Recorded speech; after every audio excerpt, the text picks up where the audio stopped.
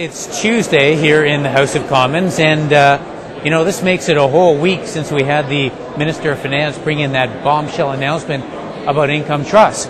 Now, I wanted to know if one part of the Finance Minister's brain is working on more offsets for what he did to income trusts, and I bet that, in fact, is what's happening. So one of those might be to give investors the ability to take capital gains and keep them without paying tax on them as long as they reinvest that money. Now, those capital gains might come from selling stocks or mutual funds. It might actually come from selling a piece of real estate. But if you're able to keep that money, pay no tax on it until you invest it again, that would be a giant benefit. And that exactly is what the Conservatives promised in the last election campaign. So I wanted to know if this is a good idea and if the Minister of Finance accepts it. But first we're going to talk, before we get the answer to that question, which I put in question period today, a few minutes ago, we'll talk to an expert. Mr. Bill Lawson is with the University, Carleton University, and he thinks that the ability to roll over capital gains would actually be a ducky idea. Here's why. Well, Bill Lawson is here, professor with the Sprott School of Business at Carleton University. And Bill, I want to talk to you right now about capital gains.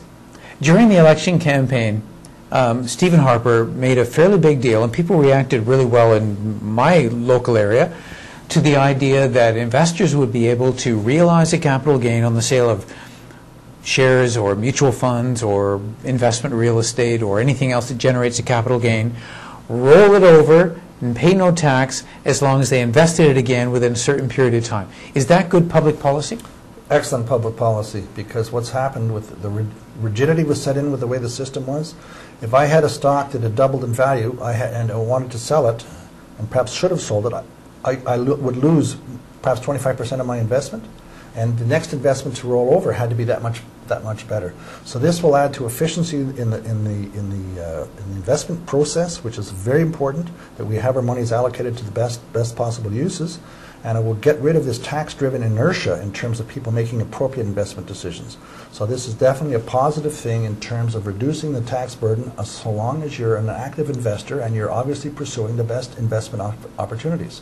Now, some people say, well, wait a minute, this just benefits the rich. And I think I had a research paper done on this a few months ago that showed that the average person who would benefit from this actually have an income of $200,000 or $300,000. So does this cost the rest of the taxpayers a bundle of money in order to have this benefit flow to a narrow few, or does the increased economic benefit make us all wealthier? I think the increased economic benefit makes us all wealthier. Yes, the bigger numbers show up with the more wealthy people, and they're making the more significant allocations in terms of financial allocation.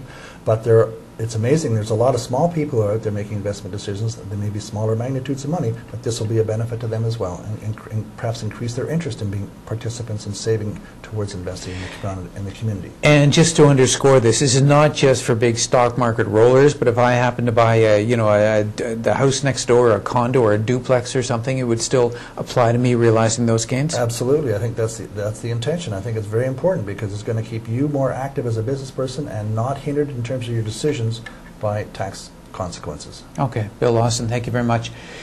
All right, now actually I am going into question period in a couple of minutes, and I want to ask the Minister of Finance actually if this is back on the table now that he's done what he's done with income trust. Perhaps this is something that he wishes to extend as a carrot to investors in the coming budget. I mean, it's worth asking, right? So here we go. The Minister of Finance has tried to balance his actions on income trust with a package of measures for seniors, and that's certainly a step in the right direction. But many other investors are also impacted. Will the Minister commit to giving Canadians a break by allowing the untaxed rollover of capital gains? Honourable the Minister of Finance. Thank you, Mr. Speaker. There was a commitment with respect to working on capital gains in the platform. It's one of a number of issues that we're reviewing and studying and consulting with people about as we begin the preparations for the budget for next year.